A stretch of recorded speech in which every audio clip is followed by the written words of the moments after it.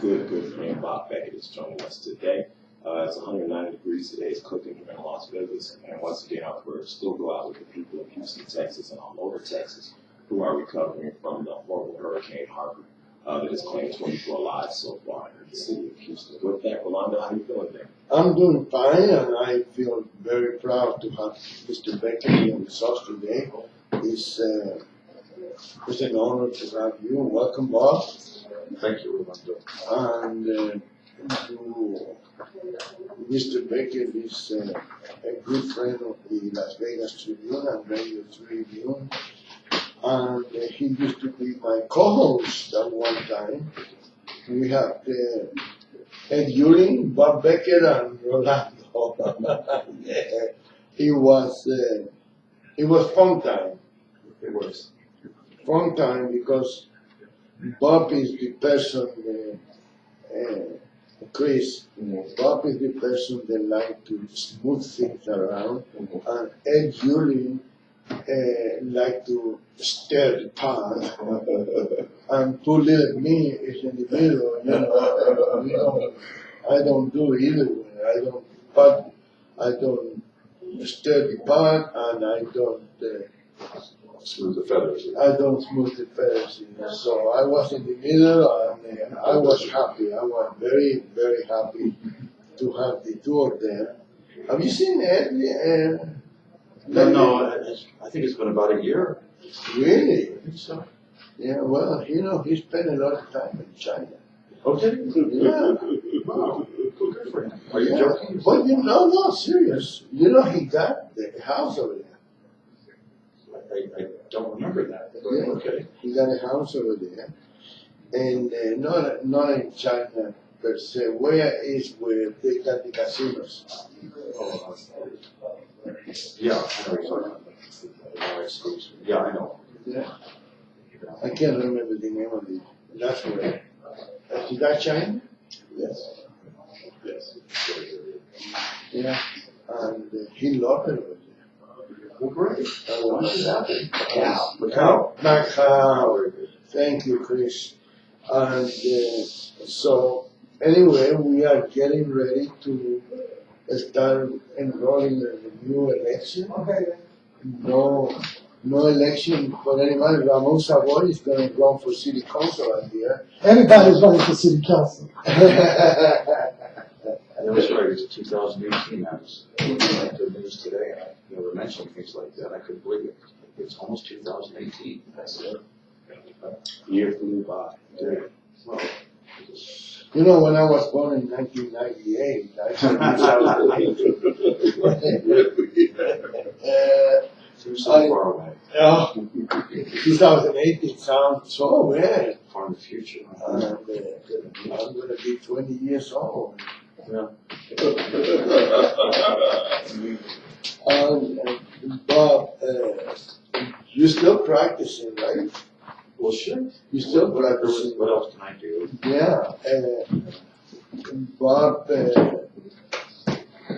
good attorney, and he's for 18 years? Was you the district attorney? Or?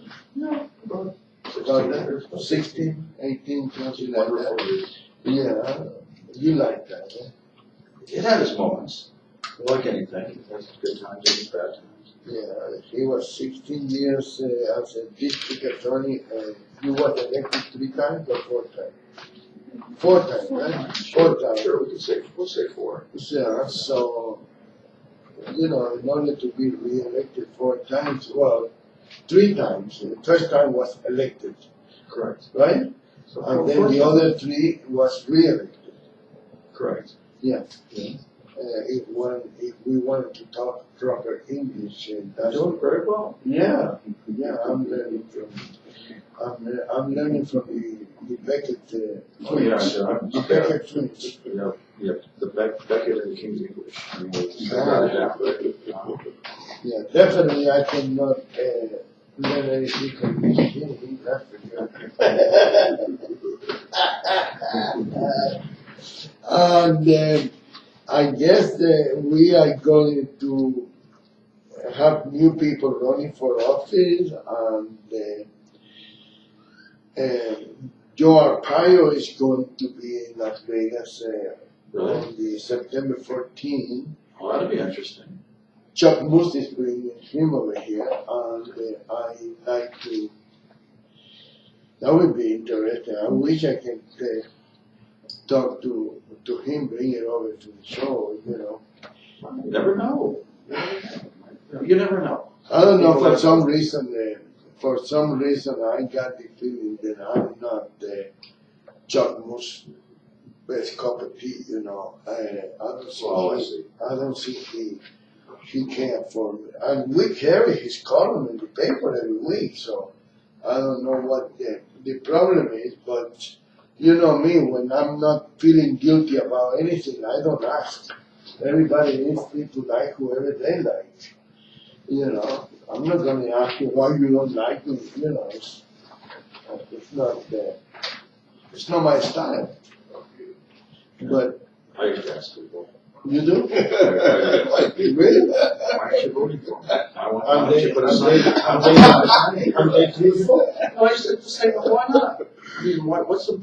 But are they truthful when they ask? Or they tell you, oh no, Bob, I I take you know. off. No, out there, some people would, try to smooth it over, feather smoothers. Yeah. And other people would just kind of tell you like it is. No, well, Bob, you did this, and this, and I just didn't like that. No, but did they tell you right in your face? Sure. Well, that's it. That's an improvement. That's good. I like that. I didn't mind it a bit. And then No. once we got it out of them, we had to play, or like, we have a dialogue going, and I could explain, well, what you read is only part of the story. Let me fully explain why I made that decision, or what the facts really were, not the facts that were. Yeah. If you're really interested If you want to know, I was Yeah. If you don't want to know, if you just want to, you don't want to vote for me, if you don't want that, that's fine. And a lot of times people say, well, I'm not voting for you. I say, okay, well, that's fine. That's fine, good. Yeah. That's fine, that's okay. Yeah. But they would just, okay. You appreciate it. It's good to see you again, and then you could see him kind of like going, well, it's like, a lot of times we could end up in a conversation. Yeah. At the end of the conversation, they would usually announce, hey, I love you now, or anything like that, I'm going to vote for you. But they would say, hey, thanks for explaining. Yeah. So give them some time to think, kick things around. Whatever. Yeah. Whatever. Everybody's entitled to their opinion. There used to be a judge, I can't remember, unfortunately, we all remember when we have a bad experience. Yeah. And we talk about it, but when we got a good experience, we forget. Mm-hmm. We go to a restaurant, we got bad service, we make a big scene. We get good service, we forgot the name of the waiter, but this judge used to explain, I forgot, you might know who he was, I don't remember now, but this judge, he always said, let me tell you why I rule this way. Right. And he go through the process of explaining why they rule, why he ruled against the person, or why he ruled that way. And most of the time people take that and assimilate it. And they say, thank you, Judge, thank you, Your Honor, thank you. And I don't. What it really takes, like last time I was on the show, we were talking about holding an elected office. It takes a lot of communication and a lot of patience. And a lot of times in court, people are scared, or they're not used to the terminology, of course. They're not, because it's not something they do every day.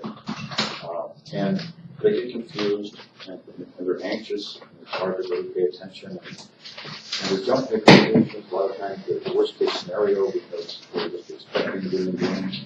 The whole process can be very intimidating. If somebody takes the time to explain it to them, and they really appreciate that. They really, at least they understand what happened and why it happened, or what the reasoning behind it was. That's usually what people want. People go to court. They aren't always. Some people are expecting to win. They want to win. They want to, grand slam. But that usually doesn't happen. Most people just want their day in court. They want to be heard. They want the judge to acknowledge, the facts and the facts in their favor. They want They want a well-reasoned decision, one that makes sense. The whole process, when it's said and done, makes sense to them. They might not agree with it, but if they can make sense of it, these people walk away reasonably satisfied. Because anything that happens, any disaster, anything that happens, people want answers. They want to make sense of it. Yeah, but anything you're talking about, people try to make sense of anything that happens. yesterday I got stopped by the police, right? The policeman, the officer was very professional, very nice, and I can't remember the guy's name. Because he was nice. Because he was nice. If he would have been an ass, maybe I would remember. You would have asked him for it. You would have asked him. Oh yeah, I would have asked for the name and the batch number and everything else. But he was a very nice guy. I even make a comment because I said, I'm glad to see you being in the sidewalk instead of on the road. Because it's becoming very very dangerous for police officers to give you a ticket because people running. And he said, yeah, things are not the same way, and he's playing that. And then he gave me a warning. He didn't even give me a ticket. He gave me a warning for something that I knew I had it coming. I don't know how I last that long, to be honest with you. But he was a very nice, he's from California. He said, I got the same problem when I got here from California, because in California, the license plate expire at the end of the month. Over here, they got exact dates that you have to. But he didn't even mention he didn't even give me a warning for the plate. He gave me a warning for the light bulbs. That's funny. That happened to you yesterday? Yeah. Yeah. 2 days ago, I got pulled over because I had a brake light out. Oh, really? By a patrolman. I was picking up my daughter. Oh. And, I went back there, so you didn't talk to her. He came up, on her side, of course, because we're on the freeway. So I did I do anything wrong? What did I do? And he said, nothing wrong. He said, your brake light's out. I said, oh, okay. I can give you a ticket on that if that's what he wants to do. That's fine. I gave him all the. Did he give you a ticket? Or no, I handed him my license and registration insurance, had it ready to go. And I said, I don't know what the heck, just save time.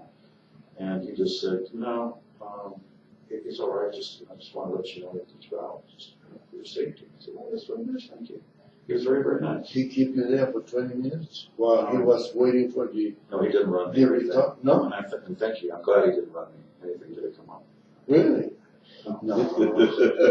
I hope not. You ever think every once in a while, you think I should go over to the Metro, the main office on Martin Luther King and Alta, and go to the window, get a number like at the DMV, and go up to one of the windows and say, I'd like a copy of my scope for purposes of sealing my record. Maybe I do need to seal it. I don't know. And kind of see what's on there. Just because, what if a warrant gets on there? What if it's I remember picking up the paper years ago, and there was a Robert Beckett arrested for murder. And it just said Robert Beckett. And they gave an age. The guy was like 20 years older than me. But that's a detail that we get lost when you're reading the article. And I came to the courthouses years ago, like in the early 90s. And someone says, were you in the paper? I said, no, that's a different Robert Beckett. It's like, and I go, oh, okay. And nobody really seemed to care. Well, were you in the paper about it? Yeah, well, they go for the murder. No, that wasn't me. Oh, okay. They were saying, yeah, I thought, what did you do now? I said, what nobody was like, what surprised me. I was like, well, wouldn't you kind of like go, Bob's accused of murder and kind of be shocked? Nobody was shocked. Like, no. So too many beers or whatever, and then I did something stupid. Who knows? I mean, it's like, but no, it can happen, right? Yeah. So next thing you know, there's a warrant out there for a different Robert Beckett. It doesn't seem like it's that common a name, but there are others out there. Yeah, I tell you what happened to me one time. I went to the county jail, to the Tri-County Detention Center, to interview Sandy Murphy and Rick Davish. And I used to go there regularly, but this guy didn't like me. He was in the front desk over there in the county, and I said I have an appointment for 3 o'clock, and he kept postponing and kept delaying me, and I had that weird feeling. I went out, I said, I'm going to my car, I'll be right back. Oh, okay, no problem then. So I went to Chris and Dawn office, Right. and they checked me out. I got a warrant for my arrest. Okay? And the guy in the county jail was, they never been so nice. Hey, are you coming back? Because they're waiting for you. Oh, yeah, I mean, they want to get me back over there. But I already knew about the warrant, so I said, I can make it back. What do you mean you can make it back? Oh, where you at? Where you at? He was pissed. I can tell that he was pissed. They never call anybody. If you lose your appointment, bad luck to you, That's fine. Yeah. Well, I never, you never know. You That's never right. know. You really should check it out. I remember, I just called one time because, you deal with these clients and they have suspended licenses. I was like worried. I was just kind of one of those Fridays where you just kind of like everything's weighing on you. Maybe you're feeling a little anxious about things. I don't know. So I called the DMV just because they were calling about some clients and their license. So I just called them and said, yeah, right now it looks like your license is suspended because there's no proof of insurance was ever sent. Okay, what? So then I called whatever it was we had at the time, whatever insurance it was, and got them to immediately fax. I was thinking, wow, just like a glitch there that somehow they didn't get the money. And I tell you, And then there goes the license, or they didn't receive it. And it can happen quietly without your knowledge when you think you're all doing everything because right. they don't notify you. They don't know that. They don't notify So I you. could have been, I could be, hooked in. I got one like that. license. This is long time ago, but I got one about that too. I have insurance, but somehow it didn't show like I have insurance. Right. And so they didn't send me a notice or anything. And when I went to DMV to renew my license, they tell me, and I said, well, what? I never got any notification, because we don't notify anybody. Well, Yeah. I mean, you can imagine how buried they are. And technically, let me tell you, they got to follow what they got in front of them. Of course. I can explain a million times and million excuses, and they got to go by what they have. Hey, you got a warning, I got to take you in, It happened to me one day when I was in commercial center, and Bernie Sandrowski told me, oh, don't worry about it, I take care of that. And so I'm standing over there in front of my building, and this guy was coming in with my truck. I'm pulling in a park, and the police car was right behind him, and he said, are you Rolando? And the guy said, no, Rolando is here. Oh boy! Handcuffed me. Luckily, my landlord, you met Josh, right? Yes. Oh, yes. Yeah. And my landlord was looking, his office was on top of my office, and he was looking, so he called Anthony, and by the time then I got to the jail, the bill was in there already, cash, because it was a ticket and I didn't pay or something, then it had to do with cash only. And whatever it was, it wasn't a bank robbery or a murder like you or anything, it's not. But I did, but still I have to be there 14 hours. Oh, yeah. Oh, absolutely. They take 14 hours to move you out of there. Yes. And I tell you, I don't know how people They're can busy. get used to be there, not for 14 days. It gotta be a murder, man. It gotta be, it's, It is. oh, Oh, there we go. 14 hours. Man, 14 hours. And then I got two guys, one on each side. I don't know if they were planted over there or what. They was talking about all the crime. And I'm there, I didn't talk to nobody for 14 hours. Nobody. Well, when the officer called me, you know, my blood pressure was 320 something. They had to call the nurse, the nurse called the doctor. I make a commotion over there. I was, I don't know how people can live, and you know. It can, I guess it can almost become a way of life. Mm-hmm. Isn't that right? After a while? Yes, sir. Yeah, but look at that guy that wasn't there for 10 years, and it wasn't him, it was somebody else. Oh my That God. would be difficult, you know, knowing that you're innocent. And Not too many once people your can life handle is that. taken away by the seconds and minutes and days. I'm surprised many of those people don't commit suicide. While they're in there? Yeah. Especially when you're innocent. I mean, I Well, I think guess that there's if always you hope. are, huh? There's always hope. I mean, if you're innocent, you're always thinking, well, somehow the truth is going to Yeah, my friend, for 10 years. But you know, but we all know that sometimes it doesn't. I mean, it just is not a perfect world. I mean, And look at that Cuban guy that was in death row. Oh, it was a Cuban. Yeah, Roberto somebody, I forgot his name. He got a couple $1 million from Metro, but I don't know if you ever met him. No. No, I'm talking to the guy. He know all the criminals, you know. So Chris. Roberto somebody, I can't remember his name. Remember? But I never met him. No, not Beckett. No. Not Beckett.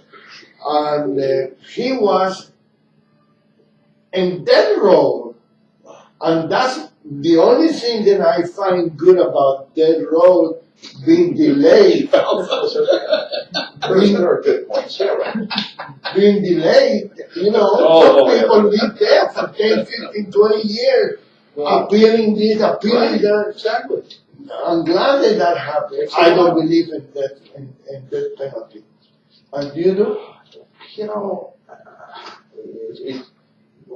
out in Nye County, like the old stories,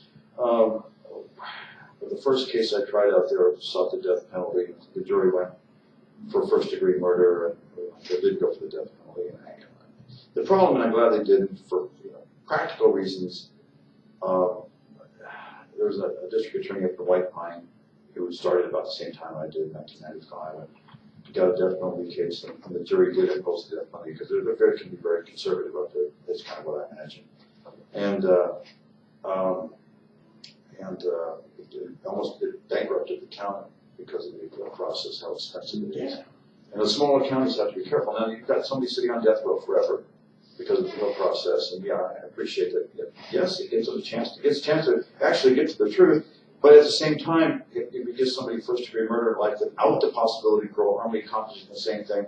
And we're not potentially bankrupting the county. So that's the way I looked at it. That's the way I looked at it. Let me tell you why. Let me tell you why I don't believe in death. Okay. All right.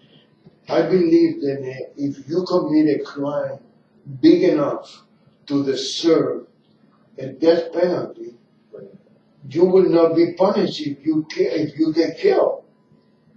And if you don't deserve the death penalty and they kill you, they kill an innocent man. That's a good point. I see your point. I believe that, because I tell you one thing, if I commit a crime, I'd rather give me a death penalty, kill me and get out of it. I don't think I can handle 10 years in prison. I don't think I can. Depending on. Or 14 hours. Well, that's the problem. We all know that my nephew, my cousin, he's. How's he doing? Well, not good because he's. I think he went in. He was arrested at about 41. He's probably going to get out when he's maybe close to 80 years old. And that's when he'll be eligible to get out. Really? I mean, he hasn't taken the deal yet, but that's kind of what's been offered so far. And that's all public record.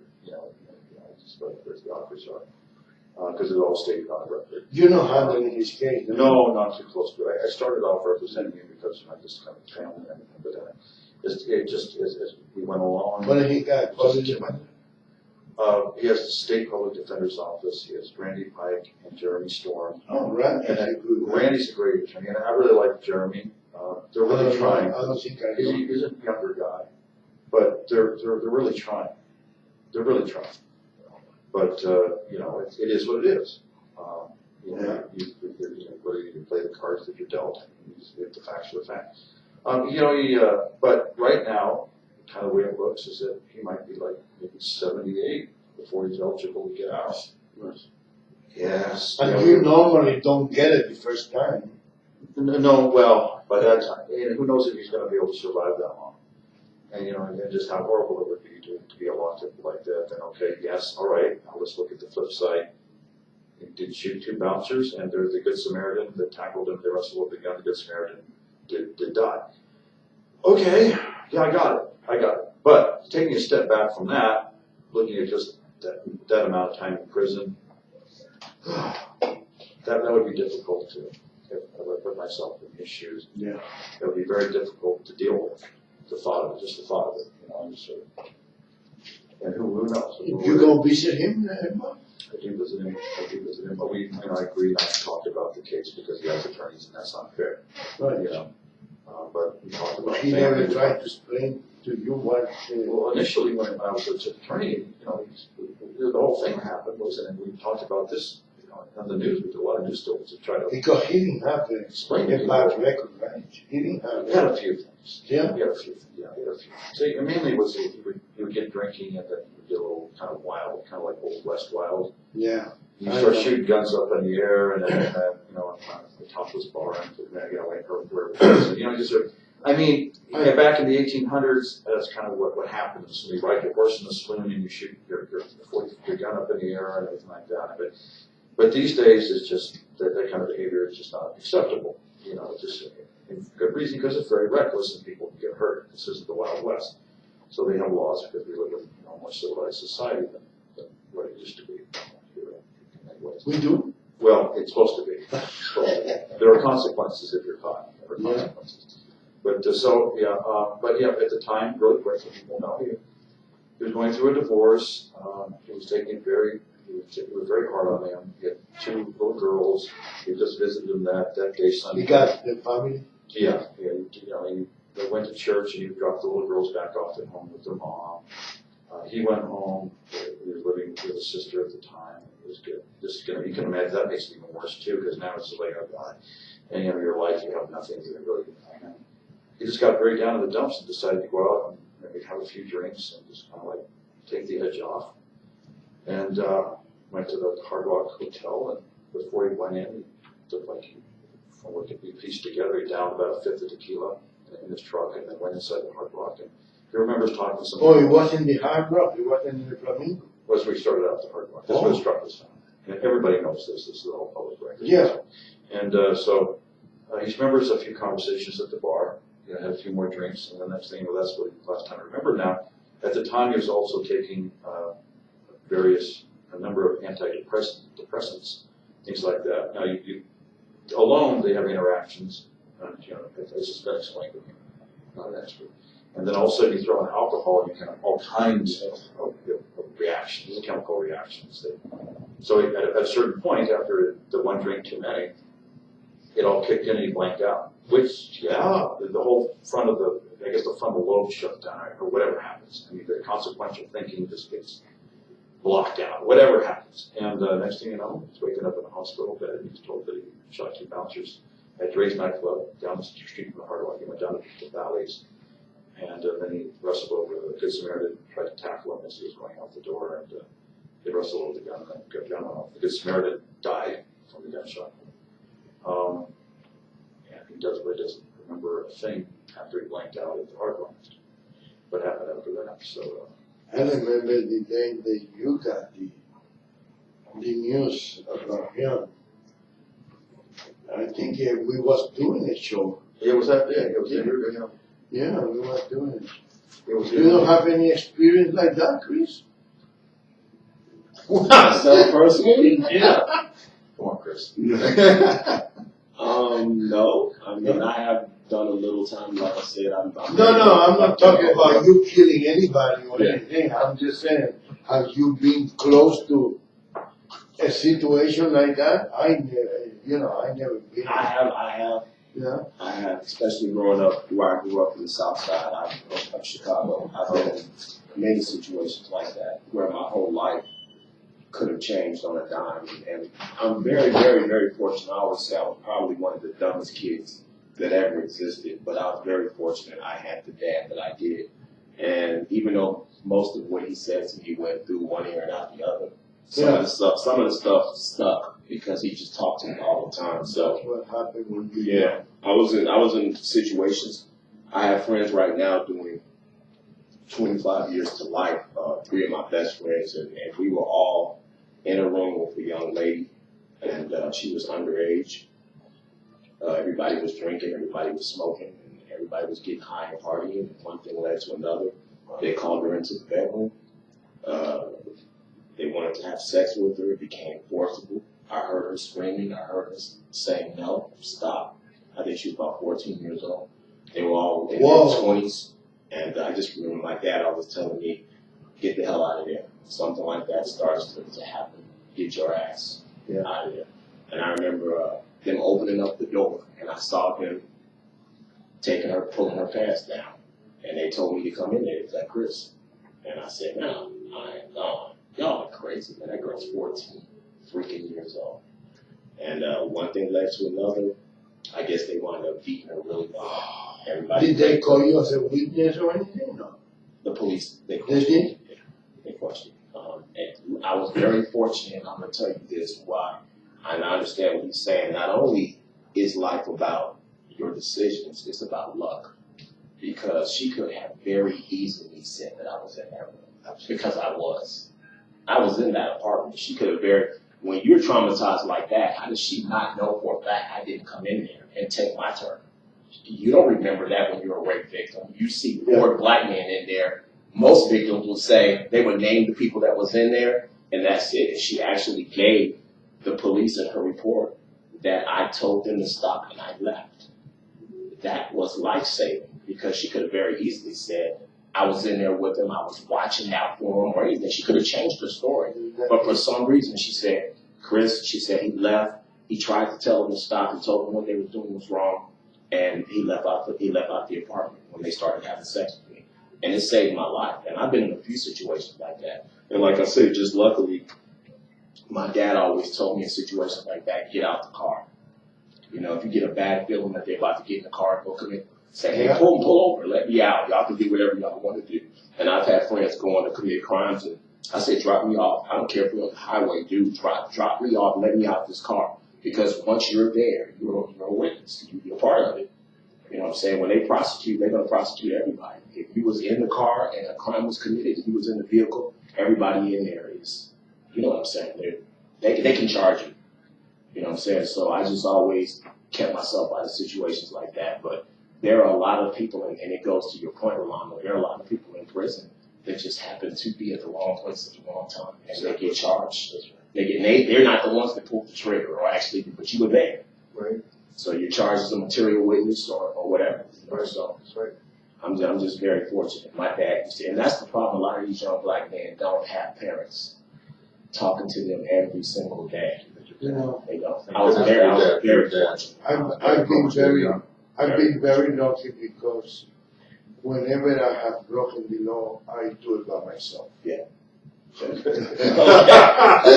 advice. There you go. I You commit crimes too. I've never been a kind of person of groupie. I don't like to go to a house for a party. Yes. I don't go to anybody's house for a party. I hardly, I swear, in my mother's grave, I hardly go to anybody's house. People say, well, can you go into my place? We talk about my case. I'm sorry, I don't go to nobody's house. Yeah. I don't. Because I don't know what is in that house. I don't know who is in that house. True. And what they're doing. Always, since I can remember, 16, 18 years old, I always been very chicken. Very chicken. Well, there wasn't a year and a half ago. it was a very expensive housing area. It's kind of where Mayweather lives, that area up there. You know, Highlands. the Highlands. Yes. Okay. And those I don't run in those circles, so I don't. Yeah. You know, but some doctor had a huge house out there. He was having a party, invited people from all over. People flew in from out of state, and the place got busted. There was a GHB, or whatever that drug is. Yeah, GHB, yeah, the day rate. Yeah, is that what it is? Yes, I'm not familiar. Yes,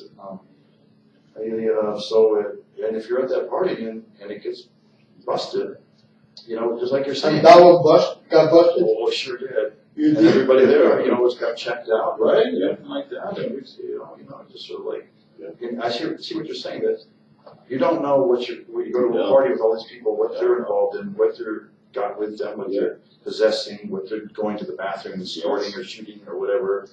You don't know what they're doing in the back room. Maybe they're doing something like Chris described in the back. Who knows? So but you're in the same vicinity. You're almost one of those guilt by associations. Yes. You get thrown in and you get caught up in the dragnet, so to speak. Yes. And then you've got to get yourself out. And then you are in a predicament. Yeah. If you criticize what happened, you betraying your friend, Yeah. and if you don't, you taking a chance that you be charged with everything else. You know. Yes. Well, nobody wants to be a snitch, but at the same time, you know, gee, it's a very tough position. Isn't that your teacher, Chris? Oh, well.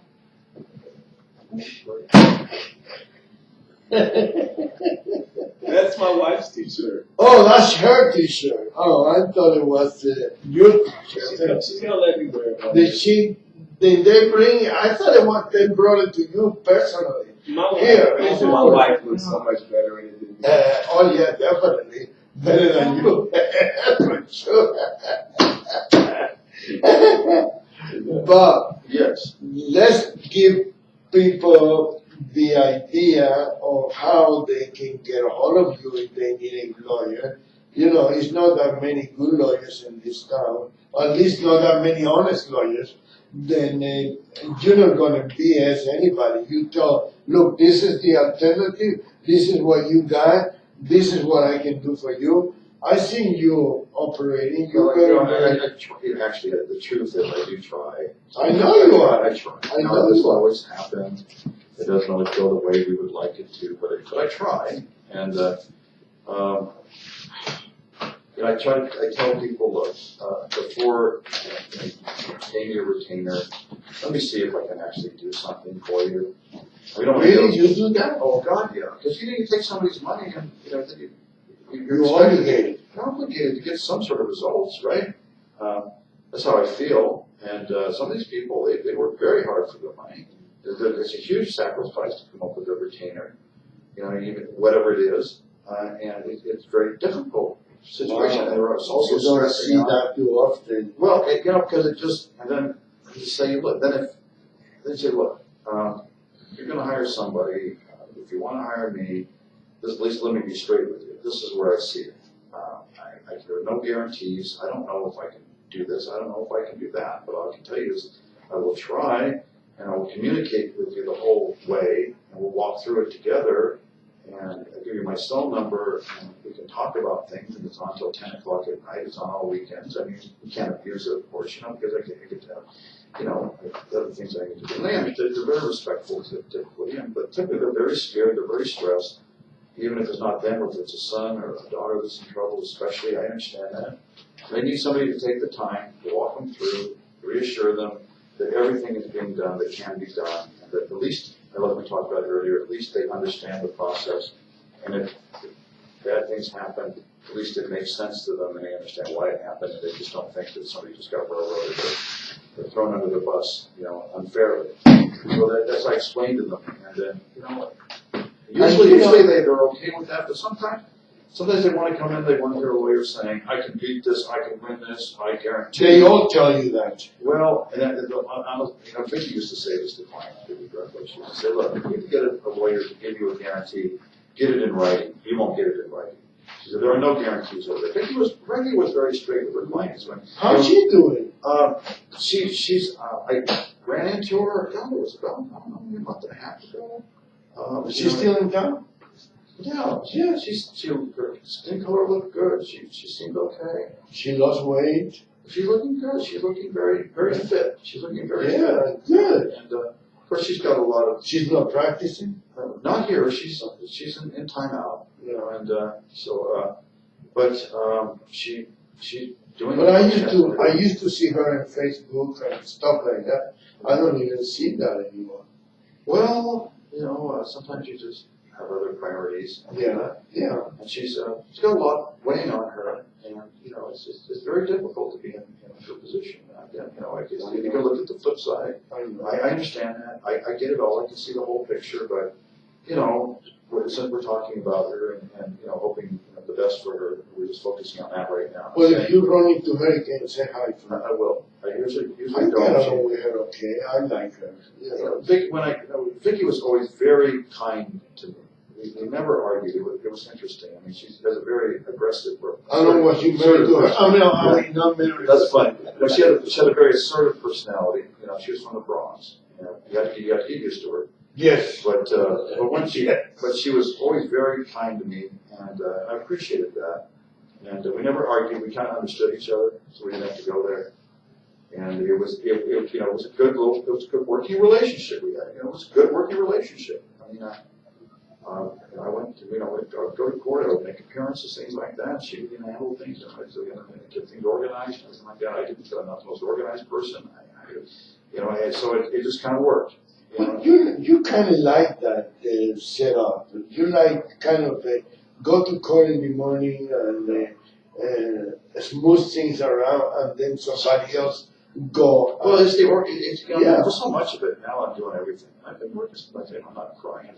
I'm breaking out the violence. But sometimes I'm working 16-hour days because I have to, because the organization is the calls of the clients, the client contact. You know, making You sure got a that different type of the clientele now? paperwork. Well, I'll have very few, let's say, working girls. You don't have any more hoppers. Just a few, just a few. But no, they're just another case. And, you know, anyway, this is Las Vegas. Yeah, I understand that. They're doing their thing. I'm doing my thing. You know, whatever, right? I mean, whatever. I mean, some of them I feel real sorry for. Some of them seem like they're doing okay. Some of them look like they're getting beaten up. I can give my 2 cents. They're going to do what they're going to do. I say, you're not looking too good. Looks like, you know, it's not like you get the bad, the Ryan, this one. No pun. And they, you know, it's like maybe you should, a lot of them though, are looking to get out. Once they get 30, they think they're done. Yeah. They think they're they should be done. They should. The competition is too much. I don't know. You got girls. Point in your 30s. You got girls that are no, but you know, honestly, you got girls that are 18, 20 years old. I don't know. I met a girl that was in high school and she was turning tricks. That's the whole thing can be very, very, very sad if you start really thinking through it. And many of them that you deal with, if you get into it a little bit or have a little, they had their childhoods were extremely abusive, things like that. So there's some really rough backgrounds they came from, and they just kind of were. And then some of the handlers that they interact with can be very, very abusive. And it's almost like that's something they grew up with, or something they're used to being treated like that. So that's something they're sticking with. And then you hope and you suggest, all you can do is put in your 2 cents. Say maybe you start thinking about maybe some options here, maybe some life options. Just throwing it out there because okay, so they quit the business, so I don't have a claim. That's fine. There are other clients out there, right? I mean, you gotta kind of tell them like it is sometimes. Bob, do you think you've got more hawkers than Bucky Buchanan? He really wants to stay with this. We want to get into this. No, I just wanted to know who got more hawkers. There's no way that anybody, I think, more Bucky than Bucky. Bucky, he was amazing. He had seemed like 50 things on calendar every morning, everywhere in the valley. I don't know how the guy did it. He would come up to me, and I like Bucky. I mean, I like it. he would say another $5,000 a day. This was years ago. I said, well, how you doing? And because this was when I first started, and I wanted to kind of build a practice and get some sort You want to get $5,000 a day? Wow, that's not a huge money back in the early 90s, late 80s. That's big, some really big ones. And he would say, well, just do it $200-300 at a time. He'd like $200-300 from this figure or whatever. And he had so many cases going at once, but Bucky was the kind of guy that just kept it all organized. Yeah, he did. And he did it himself. It's amazing. It was really interesting in this town. Now, let me I ask would you. love to talk about it. Let me ask you. Every time something would happen to Bucky, Let's go back to front page. Anything with brothels, front page. Let's go back to Bob Beckett. I want to ask you a question. And every time I remember, we are off the air, and I feel that I put you on. Now you got the stage that you can plan it the way you want it. I just wanted I'm in control. you're in control, you know, and I'm not going to push you because you are my friend. Go ahead. Do you miss being the district attorney, or you like to be in the defender side where you are the white knight? Do you like to be the district attorney? Because you was not a regular deputy district attorney, you was the man. Man. The man, you know. Do you miss that power there? No, okay, that's interesting. I remember I was taking a class from one of the sheriff's deputies. She was teaching a class and something, and it was interesting. Over there or in that county. Yeah. She was really, really nice. I really liked her. And she said, wearing this badge, she said, I don't see it as a power thing. She says, I see it as a tremendous responsibility. And I feel the weight of it all the time. I said, and I have to agree with her. I felt a tremendous responsibility to do the right thing. And if you ever had, when you ever taken action, it better be the right action. It better be for all the right reasons. Because if you file charges against somebody, you're destroying their life. You are destroying their life. Depending on some of the charges are very serious. Let's say lewdness with a minor or something like that. You better be sure that you're doing the right thing. It's not some sort of like revenge thing going on in a divorce situation. You better be sure, not just because she said or you got some ex husband or wife, whatever. Let's keep it neutral here. Accusing the person. It's a special interest group because she or he belong to this group over here, the Elks or whatever it is, or and not because the newspaper's gotten hold of it because they're getting pressure and they want to see this person, they want to see the suspect hammered. You better be doing it for the right reasons because there are actual real evidence and you actually think that you can prove the darn thing beyond a reasonable doubt at trial. Not that you just have probable cause. Probable cause is slight or marginal evidence. It's defined as a hair of evidence. You need something better than that. If you're going to file serious charges against someone, you need to really have a case, not just probable cause where you can justify filing it and be immune from any lawsuits. You need a real case before you take action, before you destroy somebody's life. And sometimes there's so much pressure to do that, again, from the alleged victim, the families, from special interest groups, from the media, from the cops themselves that want to see the case go forward because they're taking pressure. Sometimes you just have to say, no, there's not enough yet. There's not, and you take a pounding. You can take a pounding to the press, and I used to take a pounding. But you know what, I got to do what I feel is right. I have to be able to live with this. Someday I'm not going to be the Nye County District Attorney, and someday I don't know. You have to do what you feel is right. You have to live with yourself. You do that. Corny as it sounds, you have to be able to live with yourself. So you feel that your life is easy now? Oh, it's a lot easier. I don't have. So you don't miss being the district attorney? At the times Or I you do. miss the elections and you miss... I actually enjoy running for office. At times I do like talking to people. I do like getting forced to get out there and get in the middle of things. I like the political aspect of it. I found it to be interesting and you miss challenging. No, I found the power to be just a huge weight on my shoulders. I found that to be because it wasn't power; it was responsibility. Is the way I look at it. And I'm not trying to be sarcastic. Power. You know, when you walk in a place, everybody go, "Hey, Bob."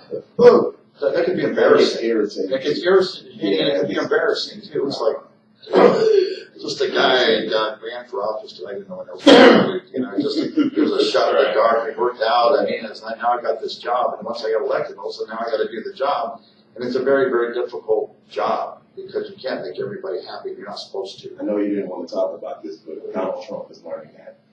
Yeah. It's irritating. I know the days in which he can just wake up and go back and just be a businessman in New York. That's irritating. It's not fun being an elected official. It is. I did not that aspect. There's so much coming at you, and people are always trying to manipulate you. And everybody, and you know, you've got.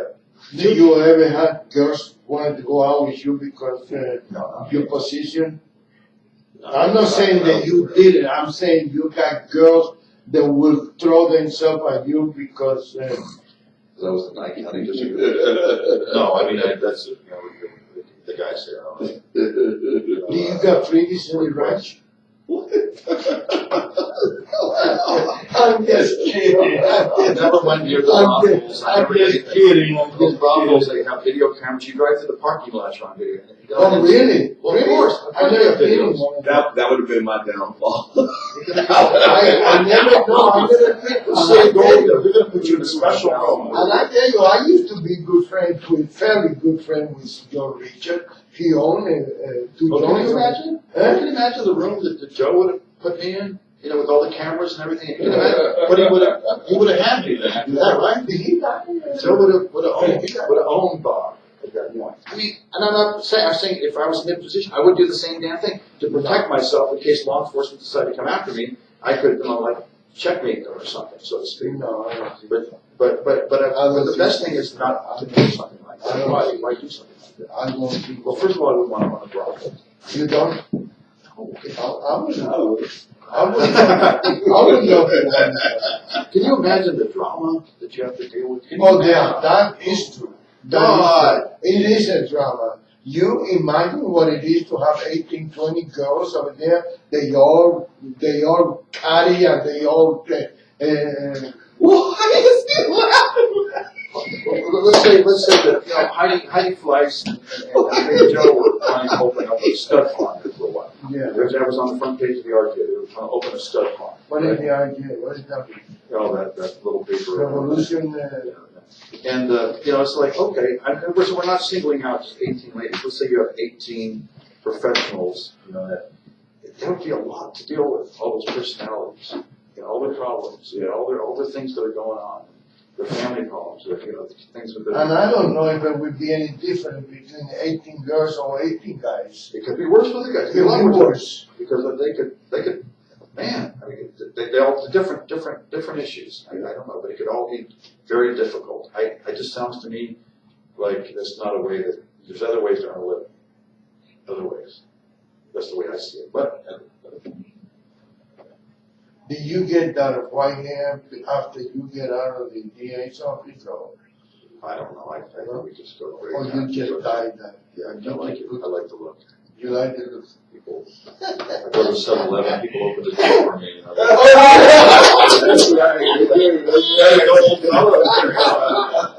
know, thank you. You go to the center and people open. You love it when people open the door because to me they slap it in my face. How grandpa through the door. It's all right. Yesterday I went to I went to Walgreens, and the guy in front of me, he seen me with these glasses and everything. He could have think I was blind, and he slapped the door on me. Oh, I don't know, he knew me. And you know. But anyway, our show today, we want to thank you so much. Thank you, Bob, for being here today. Yes, absolutely. We always enjoy it. We do it next Friday? Yes. Yeah, great. Are you sure? Yeah, absolutely. You giving your word in the microphone? Absolutely. Okay. Listen to that. Thank you so much for watching today's Face the Tribune, the legend himself, Alonzo Barras. Thank you so much for Bob Beckett joining us, and you heard him. He's going to join us next Friday as well. I'm your co-host, Chris Garcia. God bless America. God bless our troops, and God bless.